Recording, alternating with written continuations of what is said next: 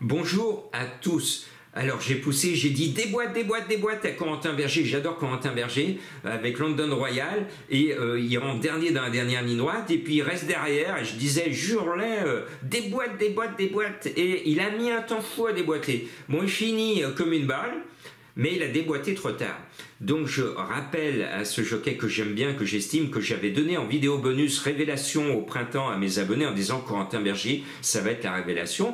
Mais là, il a déboîté trop tard et c'est dommage parce que sinon je vous aurais donné de tiercé. C'est comme ça, il vient finir quatrième. C'était la dernière minute pour mes abonnés des pronos du cœur. On va à Vincennes. Alors ça tombe bien, hein, c'est l'actualité, c'est le Black Friday. Donc vous le savez, les vendredis, depuis 4 ans, je vous le dis, il y a souvent de grosses surprises. Il y a souvent, régulièrement, du 50, du 80, voire du 100 contre 1. On a vu 2 chevaux à 100 contre 1 très récemment au trot cette semaine, dont l'un des chevaux de Madame Colombo.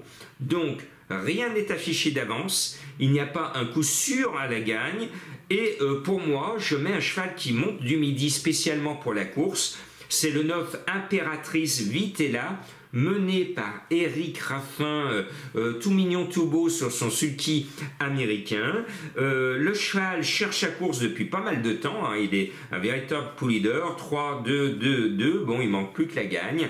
Donc ce cheval me plaît bien, mais il y a un défaut dans la cuirasse, il part avec le numéro 9 tout à l'extérieur, charge à Eric Raffin de trouver la bonne méthode, soit il part comme une bombe et il prend sa place, soit il reprend et il se laisse tirer. Donc on verra l'option qu'il va prendre, mais je pense que si son parcours n'est pas catastrophique, il peut gagner cette course. Maintenant, le 5 Iliade avec Alexandre Abrivard, lui a un meilleur numéro derrière la voiture, il est au top, il ne peut pas être mieux que maintenant, donc il ne va pas taper loin. Et puis le 7 Kemar est mené par JMB, hein, JMB maintenant qui a laissé l'entraînement à son fils, donc il est un peu libéré des lourdes charges.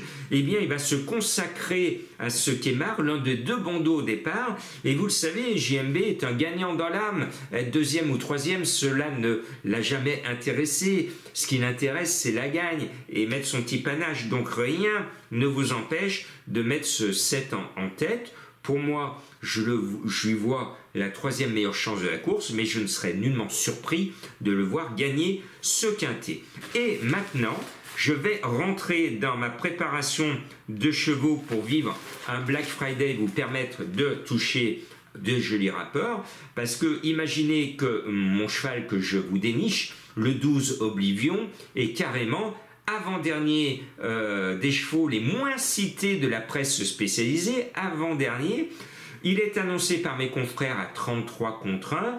Pour moi, le 12 Oblivion avec Johan Le Bourgeois, c'est mon sniper à moi. J'y crois, je suis beaucoup plus chaud que mes confrères, il ne va pas taper loin et il va corser les rappeurs.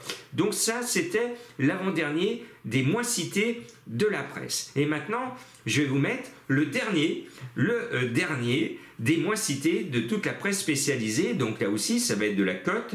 C'est le 13 Cheyenne Luxe. En plus, c'est le choix de Madame Colombo. Madame Colombo, Gogo Gigi, vous l'avez donné, Gogo Gigi, à l'arrivée d'un récent quintet, à 100 contre 1, c'est ça, c'est tout le charme de Madame Colombo. Elle n'est pas comme moi, elle passe pas ses journées à faire le papier. En 30 secondes, voire en 15 secondes, elle nous sort un cheval au hasard. Et vous avez remarqué qu'elle connaît quand même une très belle réussite, notamment avec ses tocards, parce que les rares fois où le hasard, elle pioche un favori, vous avez remarqué que quand elle pioche un favori, le favori il n'est pas là. Bien. Par contre, quand elle nous pioche des tocards comme Gogo Gigi, eh ben, on voit la tête du caissier et il y a des billets autour du caissier. Donc ce 13 me conforte, c'est ma trouvaille et c'est l'inspiration de Madame Colombo. Ce 13, cet Italien peut faire très très mal et justifier le fait que c'est un vendredi Black Friday.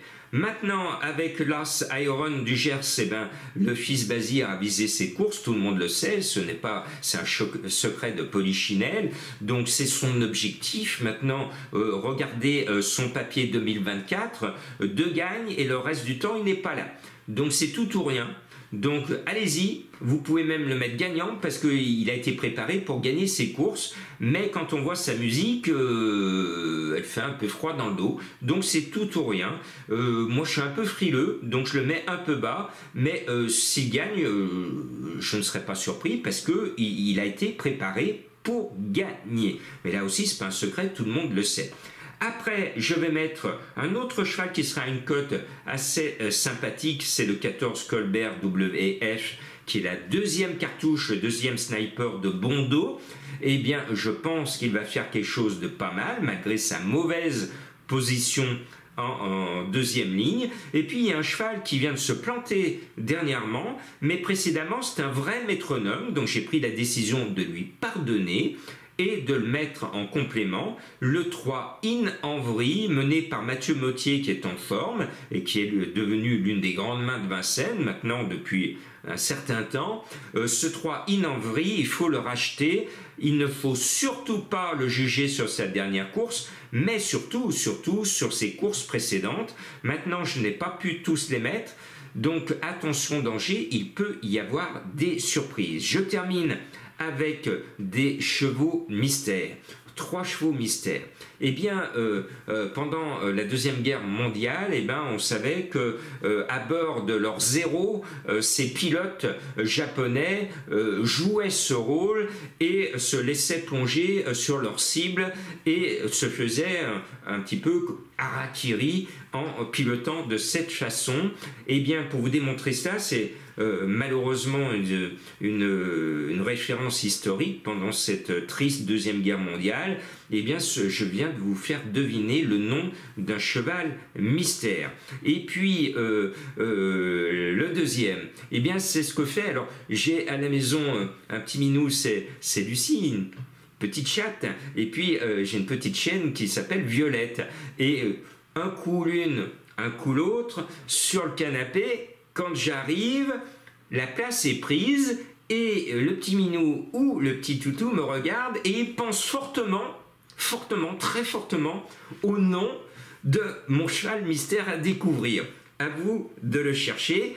Et puis le troisième, c'est pour rendre hommage à un grand professionnel, entraîneur de Baya Keno à l'époque, qui a enfin pris la décision d'appliquer ce que je lui ai demandé depuis longtemps avec une pétition, d'arrêter de déclarer du rouge.